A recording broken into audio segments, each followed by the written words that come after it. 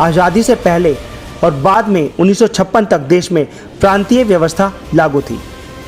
500 से ज़्यादा रियासतें थीं जिन्हें राज्यों के तौर पर गठित किया जाना था, लेकिन सवाल ये था कि इनका गठन किस आधार पर किया जाए। जवाहरलाल नेहरू, वल्लभ भाई पटेल तथा पट्टाभी सीतारमैया की एक जेवीपी समिति बनाई गई और इस समिति का काम राज्यों के गठन का मुख्य आधार खोजना था।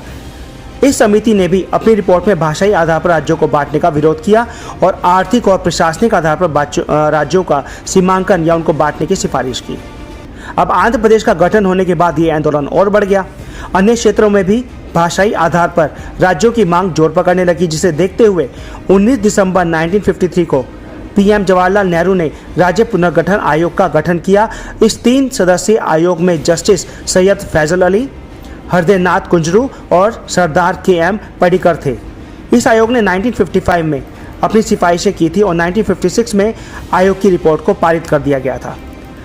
आयोग की रिपोर्ट में इस बात का जिक्र किया गया था कि 1951 की जनगणना के मुताबिक देश में 844 भाषाएं बोली जाती हैं, लेकिन 91% लोग मात्र 14 भाषाएं बोलते हैं।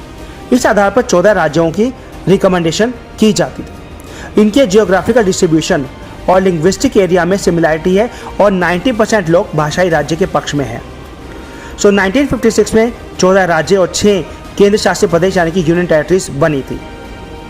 राज्य पुनर्गठन आयोग और संविधान संशोधन अधिनियम के तहत उस समय आंध्र प्रदेश, असम, बिहार, बम्बई, केरल, मध्य प्रदेश, मद्रास, मैसूर, उड़ीसा, पंजाब, राजस्थान, उत्तर प्रदेश, पश्चिम बंगाल तथा जम्मू कश्मीर को राज्य तथा दिल्ली, हिमाचल प्रदेश, मणिपुर, त्रिपुरा, अंडमान और निकोबार और मालाबार तट के छोटे द्वीप मसलन लक्षद्वीप, मिनिकॉय और अमीन द्वीपी को शामिल किया गया था।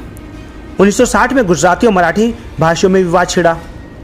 आयोग को गठित होने के बाद 4 साल तो शांति से बीते, लेकिन राज्यों में भाषाई बंटवारे की मांग जोर पकड़ती रही और 1960 में गुजराती और मराठी भाषाओं के बीच में विवाद छिड़ा और आखिरकार बम्बई को अलग कर दिया गया। अब 1962 में असम से नागालैंड को अलग करने के लिए नागा आंदोलन शुरू किया गया। लिहाजा असम राज्य से नागा हिल्स त्वेनसांग क्षेत्र को अलग कर नागालैंड नाम दे दिया गया।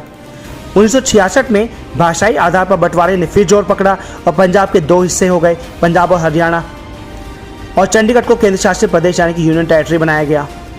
1969 में असम राज्य का एक और हिस्सा किए जाने की मांग की गई, तो 23rd संशोधन अधिनियम 1969 के तहत पहले मेघालय को उप राज्य बनाया गया और 1972 में इसे पूर्ण राज्य का दर्जा दे दिया गया। 1971 में हिमाचल को पूर्ण राज्य का दर्जा दिए जाने की मांग ने जोर पकड़ा, तो हिमाचल प्रदेश राज्य अधिनियम के तहत संघ राज्य क्षेत्र को राज्य का दर्जा दे दिया गया। 1972 में केंद्र शासित प्रदेश मणिपुर और त्रिपुरा को भी पूर्ण राज्य का दर्जा दिया जाने की मांग हुई, जिसे पूर्वोत्तर क्षेत्र पुनर्गठन अधिनियम के तहत अलग दर्जा दे दिया गया। 1974 में संबद्ध राज्य के रूप में भारत से जुड़े सिक्किम को संविधान में 36वां संशोधन कर 1975 में पूर्ण राज्य का दर्जा दे दिया गया। 1987 में अरुणाचल प्रदेश और लुसाई हिल्स यानी मिजोरम को पूर्ण राज्य का दर्जा मिला। इससे पहले मिजोरम और अरुणाचल प्रदेश असम का ही हिस्सा थे। 1972 में अरुणाचल प्रदेश का केंद्र शासित राज्य या प्रदेश बनाया गया और बाद में इसका नाम अरुणाचल प्रदेश कर दिया गया। इसी साल गोवा को भी पूर्ण राज्य का दर्जा मिला।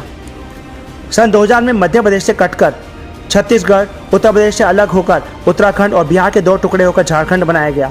झारखंड 28वां राज्य था।